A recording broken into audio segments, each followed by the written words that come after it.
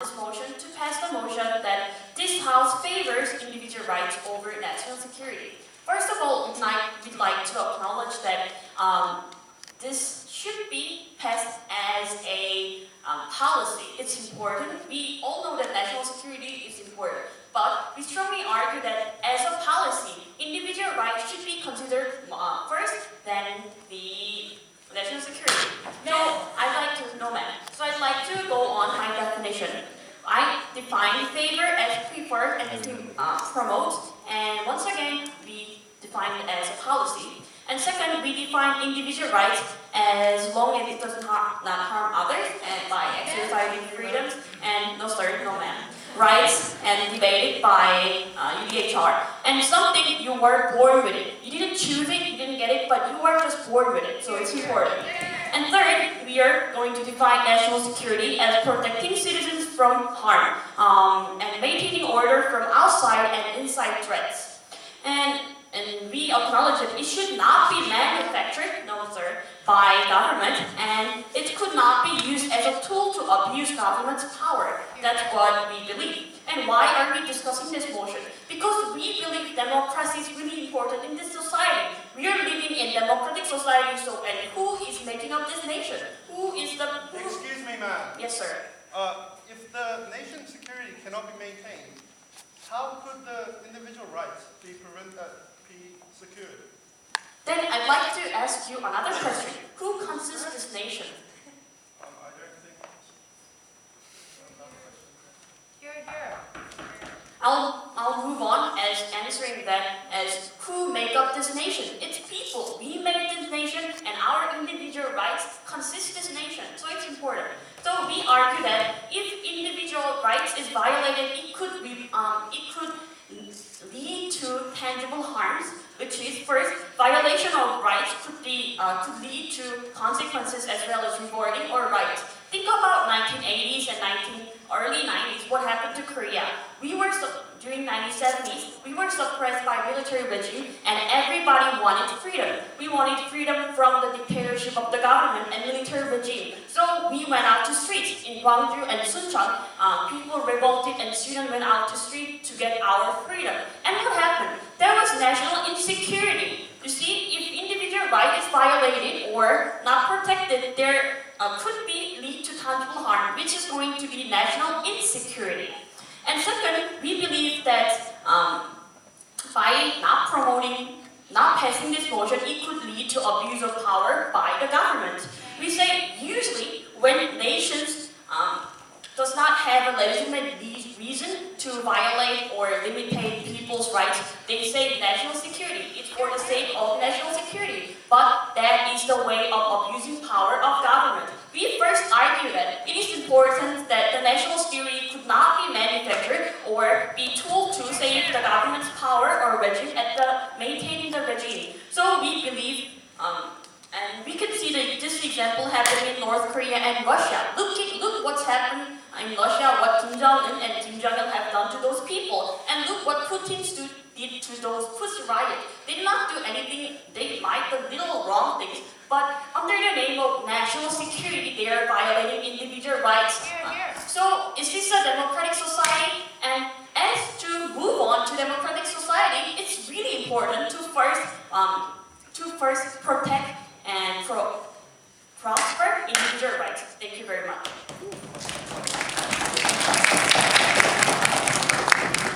Thank you, Prime Minister. The speaker spoke 4 minutes and 3 seconds. 네, 첫 번째 찬성측 발언자의 발언은 4분 3초간 이어졌습니다. 첫 번째 발언자는 주어진 의제에 대한 개념을 확립하는 역할을 하기 때문에 주어진 의제에 대해서 말씀을 해주셨습니다. 주어진 의제 중에서 단어 favor는 정치적 견해에 있어서라고 말씀해 주셨고, 개인의 권리란 다른 이의 권리를 침해하지 않는 범위에서라고 말씀해 주셨습니다. 그리고 국가의 안보란 대외적 위협으로부터의 국내 질서의 보호라고 말씀해 주셨고요. 첫 번째 주장에서 민주주의의 기반은 개인의 권리로부터 시작된다고 하셨습니다. 개인의 권리가 우선이 되어야지 국가의 정책이 이를 침해해서는 안 된다고 해주셨습니다. 두 번째 주장은 만일 국가가 개인의 권리를 침해하기 시작하면은 이는 미래에 위협이 될 수 있는 요소가 될 수 있다고 해주셨습니다. 그 예시로 국가 안보가 질서 유지에 위협이 되었다는 시위나 폭동의 예도 들어주셨고, 또 정부가 권력을 남용하여서 이것이 정부 권력 남용의 도구가 된 북한이나 러시아의 예를 들어주셨습니다. 감사합니다. Next, the leader of opposition may proceed. Greeting, ladies and gentlemen and members of the House. Today, the opposition side strongly opposed today's motion. We believe the national security comes first, then the individual rights. Before I move on our strong argument, I criticize first. Firstly, the Prime Minister's definition is nonsense. Individual rights limited do not invoke others' individual rights. We do not expect and realize the effect his or her individual rights will have. So it leads to violates to others' individual rights and threats other individual rights. So the definition is nonsense and absurd. Secondly, the abuse of power that the Prime Minister mentioned is an irrelevant issue in this debate.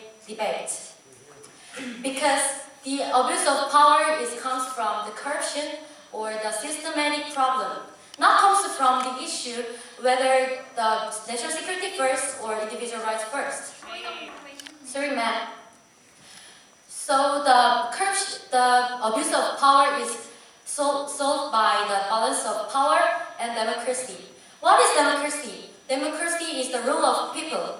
People elect the representatives in the government, and also government ensures the individual rights can be protected. It leads to our first argument. Firstly, our strongly belief without national security, there is no individual rights.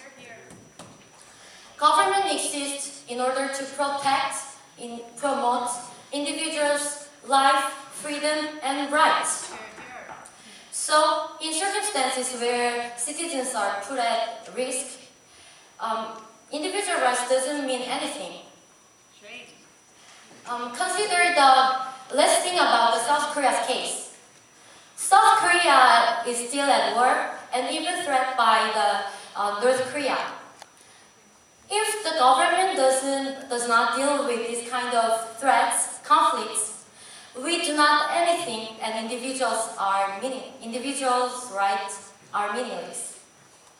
So this is the reason why the South Korean men should go to military service for protecting the South Korea's boundary.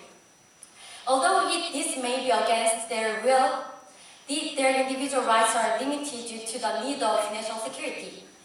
Through this kind of reason, Korean citizens can live safely and happily because they know they are safe.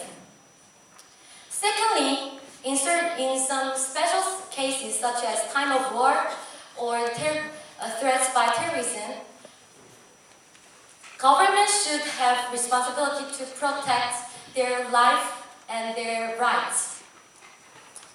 When the external threats or internal conflicts happen, citizens are limited to access their information and easily panic. So government should help them to protect their life and their house and their livelihood. Let's think about also the current issue, Keimyung incident. Individuals feel be infringed by government because they drag them out of their house. But this is the government's responsibility to protect and rescue out of this dangerous bombing area. For this reason, our opposition side strongly believe the national security comes first, and national security flows the individual's freedom, rights, and life. The speaker spoke 4 minutes and 10 seconds. 발언자는 4분 10초 동안 발언해 주셨습니다. 네, 야당의 총재라고도 할 수 있는 Leader of Opposition께서는 프라임 미니스터가 내린 개념에 대해서 비판을 해주셨습니다. 첫 번째로 정의에 오류가 있다고 지적하셨는데요. 개인이 타인의 인권을 침해할 수 있는 기준이 모호하고 만일 이대로 정의를 끌고 간다면 개인의 권리에 대한 범위가 지나치게 좁아질 것이다라는 우려를 표하셨고요. 그리고 두 번째로 현재 주어진 의제와 권력 남용은 연관이 없으며 만일 권력의 남용이 발생하더라도 부패나 체제 모순으로 생기는 문제이지 이것은 권리의 문제와는 상관이 없다는 말씀을 해주셨습니다. 그리고 첫 번째 주장은 국가의 질서가 무너지면 개인의 자유가 있을 수 없기 때문에 민주주의 역할을 성공적으로 이행할 수 없다는 말씀을 해주셨습니다. 그 예로 남한의 공공무 문제를 얘기해 주셨고요. 두 번째로 전시 상황과 같은 응급 상황에서 국가는 국민을 보호하기 위해 국민을 보호하는 의무를 다하기 위해 불가피하게 개인의 권리보다 전체적 질서를 우선시할 수밖에 없다라는 말씀을 해주시며 연평도의 얘기를 들어주셨습니다.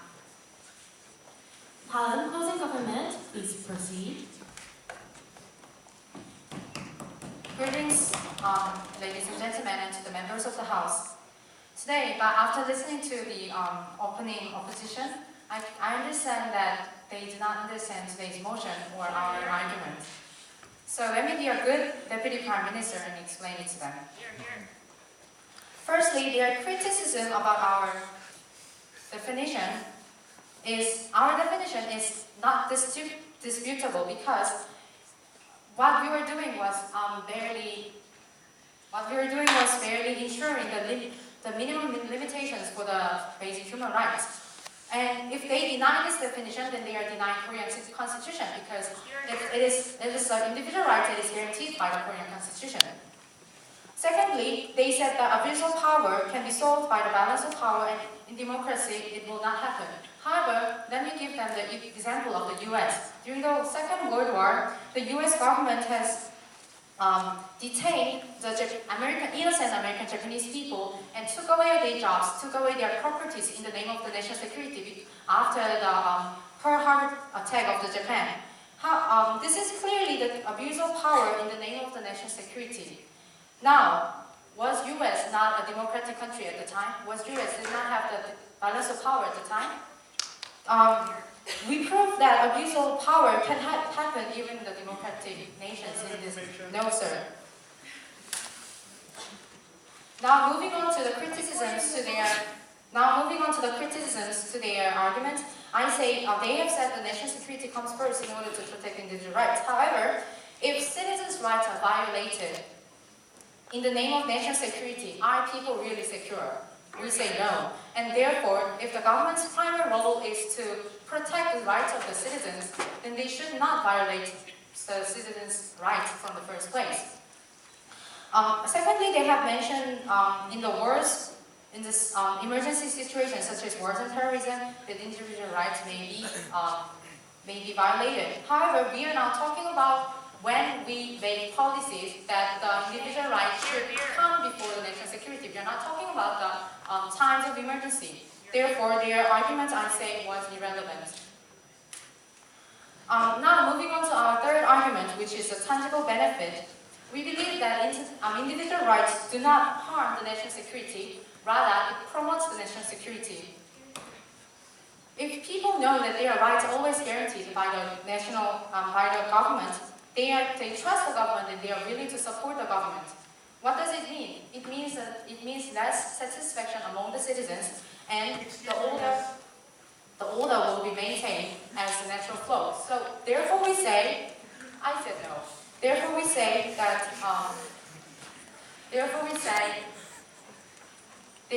from individual rights flows the national security. Now to sum up, we have said that firstly, individual rights is the foundation of the democracy, and we have said that if the government's violations citizens' rights, citizens are actually not secure, therefore national security is meaningless in that case. Secondly, we talked about the tangible harm, which is the violation of rights may backfire at the government and eventually lead to internet insecurity of the nation. And also the abuse of power. And thirdly, we've spoken about the tangible benefits of promoting individual rights over national security.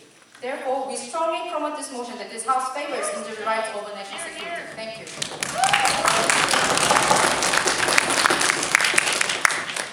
The speaker spoke 3 minutes and 44 seconds. 발언자는 3분 44초간 발언해 주셨습니다. 발언자께서는 개인의 자유에 대한 최소한의 제한이기 때문에 비난을 해서는 안 되며 권력 남용 민주주의 체제에서는 권력 남용을 할 수 없다고 한 전 발언자의 발언에 대해서는 미국의 예를 들어서 충분히 민주주의 체제에서는 이러한 일이 있을 수 있다는 말을 해주셨습니다. 또한 첫 번째 주장은 자유로부터 안전이 오기 때문에 개인의 자유를 억압해서 얻은 질서는 국민을 위한 자유가 아닌 국정 운영을 편리하게 하기 위한 자유라는 말씀을 해주셨고 응급 상황에 대한 논점을 이곳에서 끌고 오는 것은 기후이며 위급한 상황에서 평소에도 지켜지지 않은 본인의 권리로 정부에 대한 신뢰를 잃었을 때 그때 응급 상황에서도 만일 다시 권리가 침해당한다면 국민들은 이미 정부를 신뢰하지 않기 때문에 그들을 믿지 않을 것이다 라는 논점을 주셨습니다. 마지막 발언자 Closing opposition, please proceed. Greetings, ladies and gentlemen. Before I begin with my arguments, I would like to criticize and comment on the closing government's opinions. The closing government states that if people can trust the government, the spillover and trickle-down effect can bring economic benefits.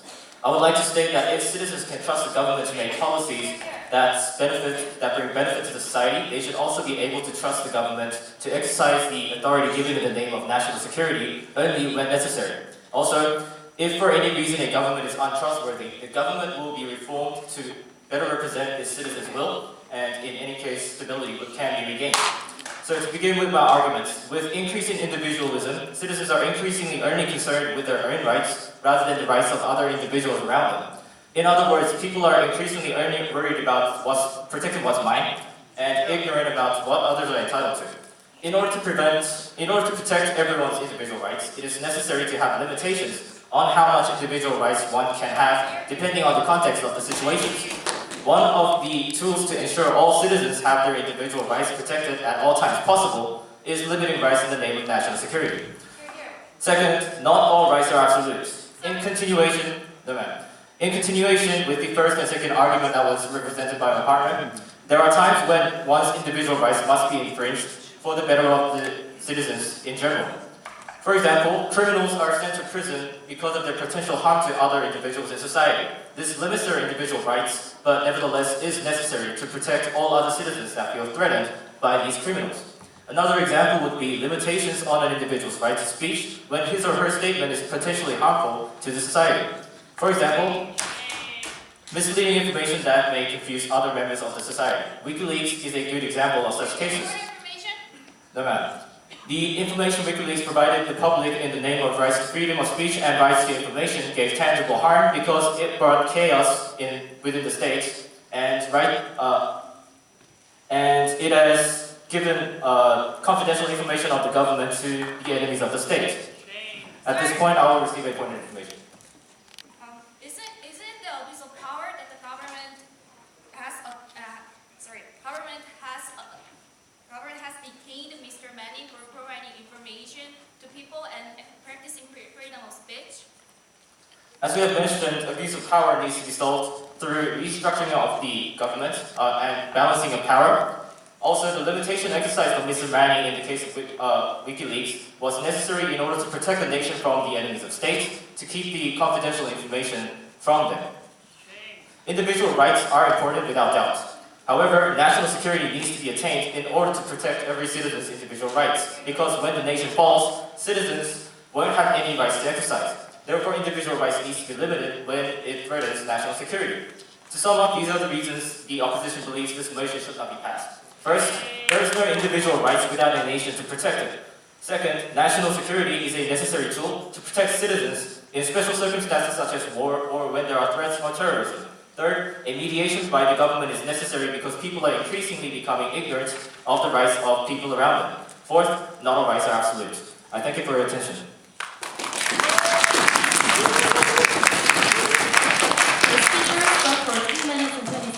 발언자는 3분 20초간 발언해 주셨습니다. 마지막 발언자께서는 정부를 신뢰할 수 없다면 정부를 바꿔야 하는 것이지 국가의 안보가 덜 중요해지는 것은 아니며 경제적 정책에 대해서 얘기를 할 때 정부를 신뢰하고 믿을 수 있는 경제가 된다면 개인의 권리에 대한 문제도 국민들이 잘 따라볼 수 있을 거라고 믿는다고 말씀해 주셨습니다. 또한 만일 정부에 대한 신뢰가 다시 돌아올 수 있다면 합당한 상황에서만 개인의 권리를 침해한다는 것을 이해할 것이라고 말씀해 주셨습니다. 그리고 첫 번째 주장으로는 개인주의 심화로 개인의 권리만 주장하고 타인의 인권을 침해하는 경우에 대한 고려를 않게 되어서 전체적 사회의 이익을 위해서 부득이하게 개인의 권리를 제한해야 되는 경우가 많아졌다는 말씀을 해주셨고요. 두 번째로 모든 권리가 절대적이지 않기 때문에 위키릭스 같은 상황에서도 제한을 둬야 하는 상황들이 많아졌다는 말씀을 해주셨습니다. Thank you both table. 이것으로 토론이 끝났습니다. 모든 발언자는 이 순간에 서로 악수를 하며 마무리합니다.